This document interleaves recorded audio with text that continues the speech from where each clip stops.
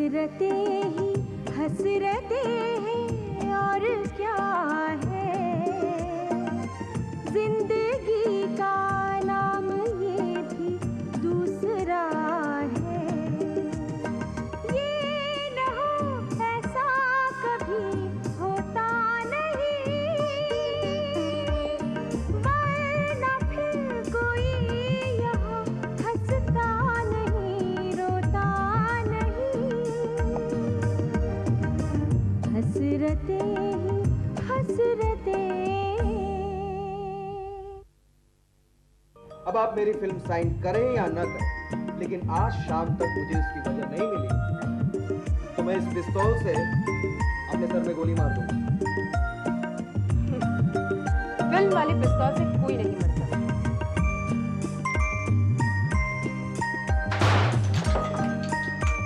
मैं प्रियंका से शादी करके रहूंगा और अगर वो देश जा रही है तो मैं भी उसके साथ चला जाऊंगा। केतन, जिन माँ बाप को अपने बच्चे के दिल की परवाह नहीं हो, मुझे उनके साथ नहीं रहना।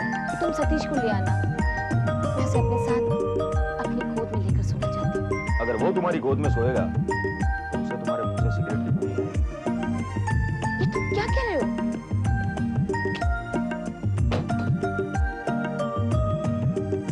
ये क्या? केटी कहीं भूल गया था तो मैंने लेकर अपने पर्स में रख लिया।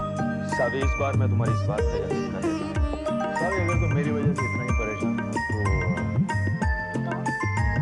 तो क्या करूं? दीदी का छोड़ दो या तुम छोड़ दो? ये पब्लिसिटी तो मैं इसी वक्त छोड़ सकता हूँ, लेकिन तुम्हें कैसे छोड़ूंगा सावी?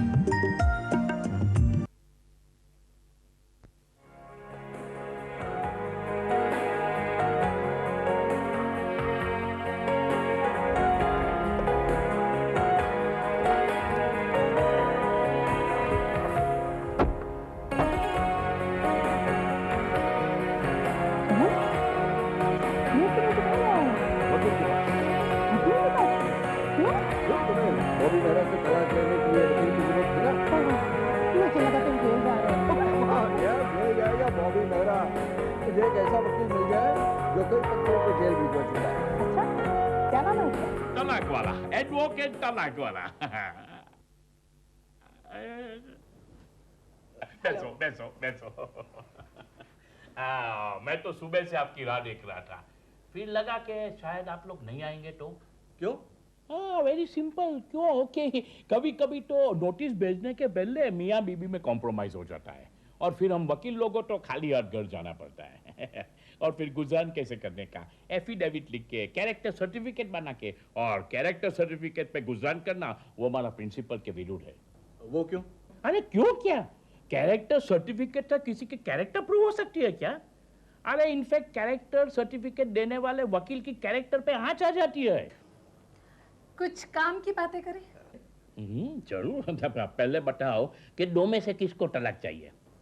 मुझे। क्या बात कर रहे हैं, आपको तलाक चाहिए? अरे आपको देखते तो ऐसा लगता है कि आपकी अभी तक शादी नहीं हुई है। बात कुछ ऐसी है एडवोकेट तलाक वाला कि इनका पति सिर्फ नाम का पति है। Mister no can do. टोटो सॉलिड ग्राउंड है डिवोर्स के लिए। नहीं, आप समझे नहीं, इनका वो मतलब नहीं था। तो फिर? दरअसल मेरा पति मुझे अपने पैर की जूती समझता है। आपको देख के ऐसा नहीं लगता है मुझको। अब कहना क्या चाहते हैं? Very simple, my experience tells me कि जो औरत ऐसी शिकायत करती है उसके पति के पैर में छाले पड़े होते हैं। आप मेरी वकालत करने वाले हैं या मेरे पति की? ये मत भूलिएगा एडवोकेट तलाक वाला कि इन्हें तलाक दिलवाने के लिए मैंने आपको 10,000 रुपए एडवांस दिए हैं। तो फिर मैं ऐसा ही बात करता था। अभी मैडम ये मुझको बताओ कि आपको आपके पति से क्या शिकायत है? बताया ना। नहीं नहीं नहीं, पैरों की जूती वाले point is not strong enough. Actually notice में तो स्ट्रॉन्ग पॉइंट दिखाना पड़ता है। और क्या पॉइंट हो सकता है? मुझे क्या पता, मेरी वाइफ ने तो कभी डिवोर्स लिया ही नहीं है। आप ही कुछ स्ट्रॉन्ग पॉइंट्स ढूंढ निकालिए ना। गुड। नाउ लेट अस सी। पॉइंट नंबर 1, क्या आपका हस्बैंड आपकी पिटाई करता है? हाँ, वो क्या मेरी पिटाई करेगा? मैं उसकी खाल नहीं खींच लूं? पॉइंट नंबर 2, क्या आपके हस्बैंड के बाहर लफड़े बफड़े हैं? मेरे होते हुए उसकी मजाल है बाहर कोई लफड़ा करे? पॉइंट नंबर 3, क्या आपके हस्बैंड को पागलपन के दोहरे होते हैं? वैसे तो वो पागल ही है, दोहरे नहीं पड़ते। तो फिर हम वेरी सॉरी, हम प्रूव कैसे करेंगे कि वो पागल है? प्रूव करने की क्या जरूरत है बड़ी? I mean, इतना कह देना काफी नहीं है कि वो पागल है। नहीं नहीं नहीं, कहना काफी नहीं है, प्रूव करना पड़ता है। कोर्ट में हर चीज प्रूव करनी पड़ती है। यू सी, ऐसा भी प्रूव करना पड़ता है कि हम वकील है। कैसे? एक कॉलर पहन के, एक काला कोट पहन के। यू सी, कोर्ट में बहुत टाइम तो चालू कोर्ट इन सेशन में बोलना पड़ता है, milord, your honour, I object. You see, ऐसी ऐसी चीज करनी बहुत जरूरी है। वो प्रूफ सब आप देख लीजिए, मुझे आप सिर्फ तलाक दिला दीजिए। All right all right all right, पहले बताओ क्या नाम है आपके हस्बैंड का? बॉबी मेहरा। बॉबी मेहरा? हाँ, बड़ा ही जंगली आदमी हो। नहीं नहीं, ऐसे तो नाम से तो अच्छा लगता है हमको। अरे उसकी बराबरी का बदमाश तो पूरी दुनिया में नहीं मिलेगा। ये आप कैसे कह सकते हैं? मेरे पास सबूत है। क्या सबूत? मेरे मुंह में जाकर देखिए। तो मोट के मुंह में झांकने वाली बात हो गई। आमतौर पे आदमी के मुंह में 32 दांत होते हैं, इनके मुंह में 4 दांत कम है। पता है क्यों? क्यों? बॉबी मेहरा ने गिरा दिए। उसकी जेब में छुरा भी होता है। अब आप पूछेंगे तुम्हारे पास क्या सबूत है? मैं नहीं पूछूंगा, तो मेरी आंख के सामने है।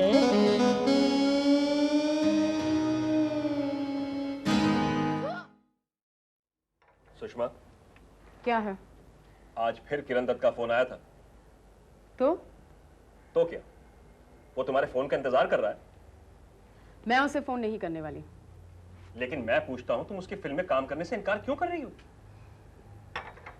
विशाल, तुम अच्छी तरह से जानते हो कि मैं क्यों इनकार कर रही हूँ। उस आदमी की नीयत ठीक नहीं है। ये तुम कैसे कह सकती हो? आज तक तुमने एक बार भी उसके साथ काम नहीं किया है। काम करने की क्या जरूरत है? मर्द की एक नजर से ही औरत को पता चल जाता है कि उसके मन में क्या है।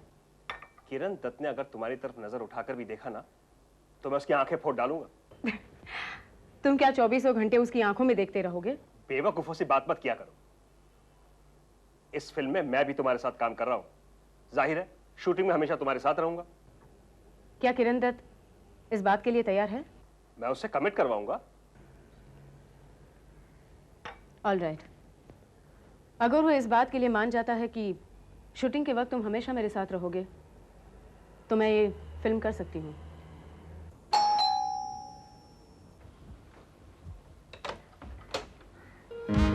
हेलो, क्या मैं अंदर आ सकता हूँ? हाँ, आइए। हाय विशाल। हाय किरण। सॉरी, मैंने आप लोगों को डिस्टर्ब तो नहीं किया? अरे नहीं नहीं, बिल्कुल नहीं, बैठो। कहिए सुषमा जी, क्या फैसला किया है आपने? मैं आपकी फिल्म में काम करने के लिए तैयार हूँ, लेकिन मेरी कुछ शर्तें हैं। क्या शर्त है? सुषमा, वो सब बातें मैं इनके साथ डिस्कस कर लेता हूँ, तब तक तुम इनके लिए चाय लेकर आओ। चाय तो लेकर आती हूँ, लेकिन जो कुछ भी डिस्कस करोगे वो मेरे सामने करोगे। ठीक है, शुरू हो जाते हैं। पहले इनके लिए कुछ लेके तो आओ। नो विशाल, नो फॉर्मेलिटीज, सीधे काम की बात करते हैं। कही, क्या शर्तें हैं आपकी? किरण जी, मैंने आपकी स्क्रिप्ट पढ़ी है। आप तो कहते थे कि विशाल जी भी मेरे साथ काम करेंगे, लेकिन इनके साथ तो मेरा एक भी सीन नहीं है। मेरे सारे सीन्स आपके साथ हैं। सुषमा जी, इसमें मैं क्या कर सकता हूँ? हमारी स्टोरी कुछ ऐसी है। अरे, ये कैसी स्टोरी जिसमें हीरो हीरोइन फिल्म में एक बार भी नहीं मिलते, जबकि विलन हीरोइन के साथ तकरीबन हर एक सीन में है। आप कहना क्या चाहती है? माफ कीजिए किरण जी, लेकिन मुझे ऐसा फील हो रहा है कि आपने जानबूझकर विशाल को मुझसे दूर रखा है। You are wrong, you are wrong Sushma ji. मैंने विशाल को विलन का रोल ही ऑफर किया था, लेकिन इन्होंने खुद मुझसे हीरो का रोल मांग लिया। पूछिए पूछिए इनसे। विशाल, क्या यह सच है? वो मैंने साइन करते वक्त स्क्रिप्ट नहीं पढ़ी थी। और दूसरी बात सुषमा जी, भले ही विलन हर एक सीन में हीरोइन के साथ है, लेकिन हमारी फिल्म में एक भी रेप सीन नहीं है। है? हाँ, एक बार, सिर्फ एक बार विलन हीरोइन को छूता है, वो भी उसका गला दबाने के लिए, और ठीक उसी वक्त हीरो आके विलन की पीठ में खंजर घोंप देता है। अब अगर आप चाहे तो आप भी एक खंजर सामने से मेरे सीने में घोंप सकती है, लेकिन प्लीज सुषमा जी, मेरी इस फिल्म में काम करने से इनकार न कीजिए।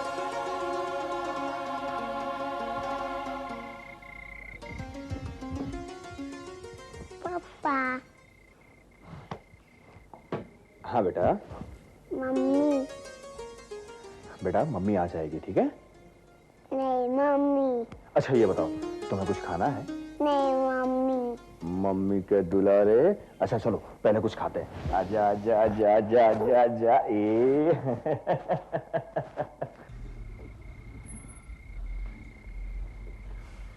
माय गॉड, कितनी देर हो गई। Good night. एक मिनट रुको सावी। केटी बस हो गया। तुम्हारी बातों में आकर आज भी मुझे घर लौटने में देर हो रही है। तो तुम ड्यूटी पर थी? केटी, तुम्हारी ये ड्यूटी मुझे बहुत महंगी पड़ रही है। देखो 11:30। अब मैं क्या कर सकता हूँ? क्लाइंट का डिनर और ड्रिंक्स खत्म ही नहीं हो रहा। तुमने मुझे भी निकलने नहीं दिया। इतना बोर हो गया मुझसे? नहीं केटी, ऐसी बात नहीं है। दरअसल आज सैटरडे है और शामू सतीश को बुआ जी के यहाँ से लेकर आने वाला था। वो बेचारा मेरा इंतजार कर रहा होगा। ठीक है जाओ। नाराज हो गए? नाराज होने का मुझे क्या हक है सभी? हर आदमी की अपनी अपनी प्रायोरिटी होती है। तुम्हारी प्रायोरिटी तुम्हारी पर्सनल लाइफ है, हम तो पराए हैं साहब। देखो केटी, जाते जाते मेरा दिल मत दुखाओ।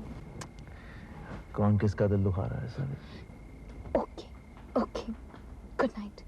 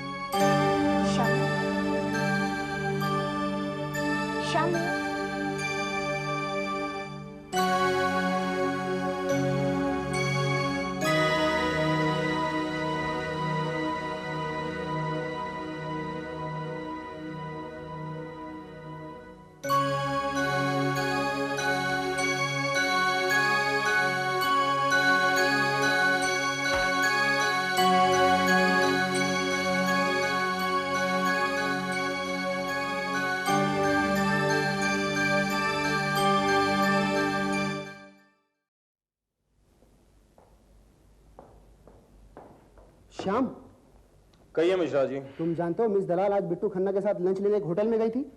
तो किसी ने प्रिंसिपल साहब को इन्फॉर्म कर दिया। प्रिंसिपल साहब मिस दलाल को अपने केबिन में बुलाकर बुरी तरह से फायर कर रहे हैं। This is too bad Mishra ji. Miss Dalal किसी के साथ भी खाना खाने जाए वो उनका निजी मामला है। प्रिंसिपल साहब को इस मामले में दखल देने की कोई जरूरत नहीं है और हम भी मिस दलाल की खिल्ली नहीं उड़ाएंगे। मुझे मिस दलाल से पूरी हमदर्दी है। तुमने तो यार सारा मजा किरकिरा कर दिया। मैं और प्रोफेसर जेपी तो खूब जोर जोर से हंसने की प्लानिंग कर रहे थे। नहीं मिश्रा जी, किसी भी औरत की खिल्ली उड़ाने में मैं कभी शामिल नहीं हो सकता, और वो भी किसी मर्द को लेकर।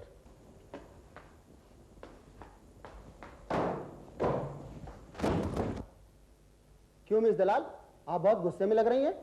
क्यों? प्रिंसिपल के कैबिन के बाहर आपको कुछ सुनाई नहीं दिया? क्यों, क्या हुआ? प्रिंसिपल के साथ आपका कोई झगड़ा हो गया है क्या? अरे नहीं नहीं जेपी साहब, वो शायद प्रिंसिपल के साथ लंच कर रही थी। प्रोफेसर मिश्रा, ताने कसने की कोई जरूरत नहीं।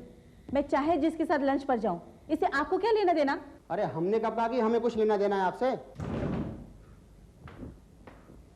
तो फिर प्रिंसिपल के पास मेरी चुगली किसने की कि मैं बिट्टू खन्ना के साथ लंच पे गई हुई थी? ये आप क्या कह रही है मिस दलाल? हमारी समझ में तो कुछ भी नहीं आ रहा है। लेकिन मैं खूब समझती हूँ। आप में से किसी को मेरी और बिट्टू खन्ना की दोस्ती बर्दाश्त ही नहीं होती। आप जलते हैं मुझसे, लेकिन एक बात कान खोलकर सुन लीजिए मिश्रा जी, उस होटल में मैं अकेली नहीं गई थी।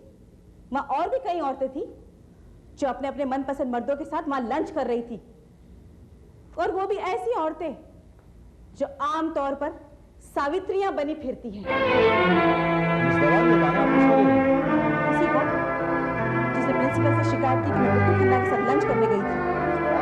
किसी ने आपको शिकायत की? आप बेकार में हम पर बरस रहे हैं। आप झूठ बोल रहे हैं मिश्रा जी। मैं जानती हूँ किसने कहा होगा, लेकिन मैं नाम नहीं लूंगी उसका। मगर हाँ, एक बात जरूर कहना चाहूंगी कि दूसरों पे कीचड़ उछालने से पहले अपने गिरेबान में झांक कर देखें कि अपनी खुद की बीवी अपने ही बॉस के साथ वहां बैठकर लंच कर रही थी।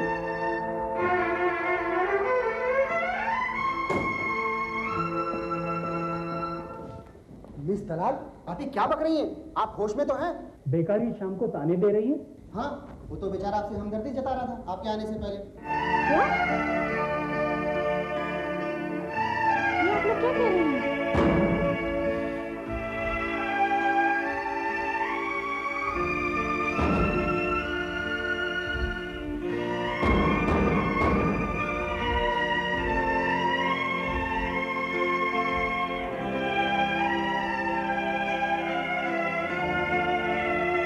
Professor Verma, I am sorry.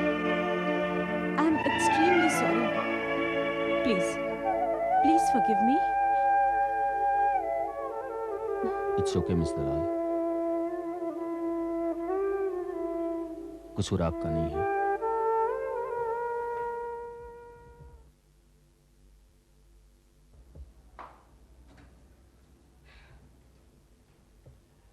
हाय सावी।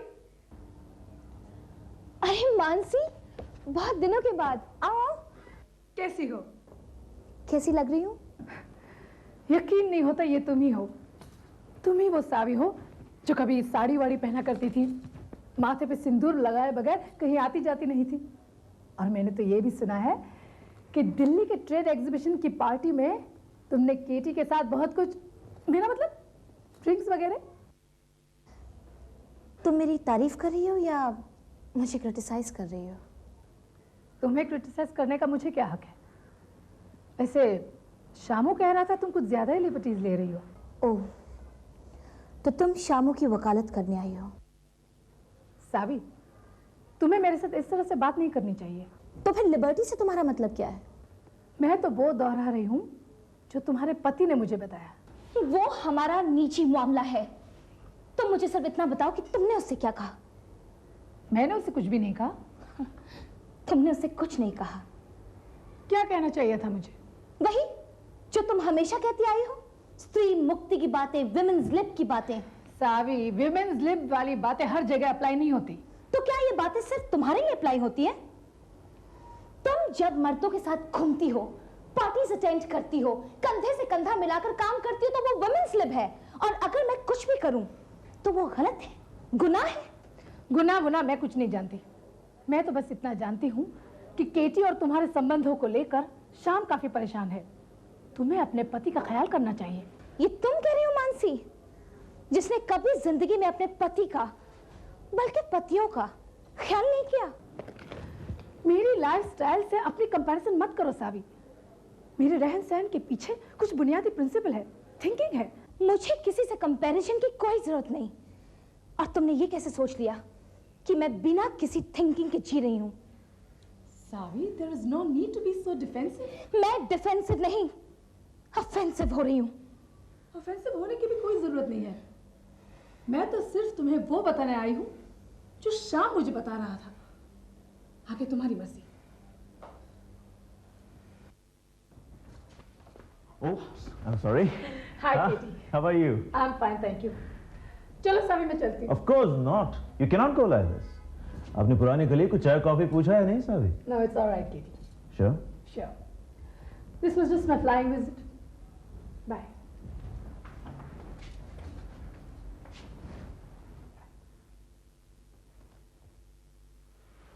क्या बात है, मान से बहुत अपसेट लग रही थी। अपसेट तो उसने मुझे किया है। क्या हुआ? शामू की वकालत करने आई थी। क्या कह रही थी? कह रही थी कि शामू हमारी दोस्ती से बहुत परेशान है और मुझे ये नहीं करना चाहिए, मुझे वो करना चाहिए।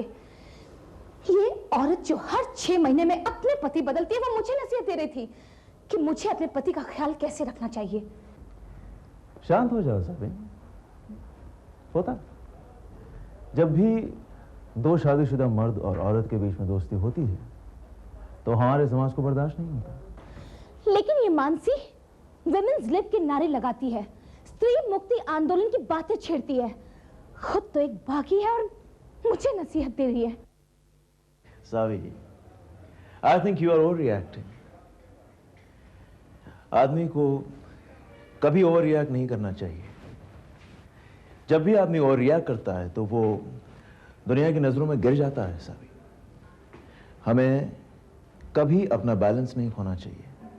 Never lose your balance. जब भी आदमी अनबैलेंस्ड हो जाता है, सोचता है कि मैं चिल्लाऊंगा, गुस्सा हो जाऊंगा, वो इमेच्योर दिखता है और कसूरवार भी लगने लगता है।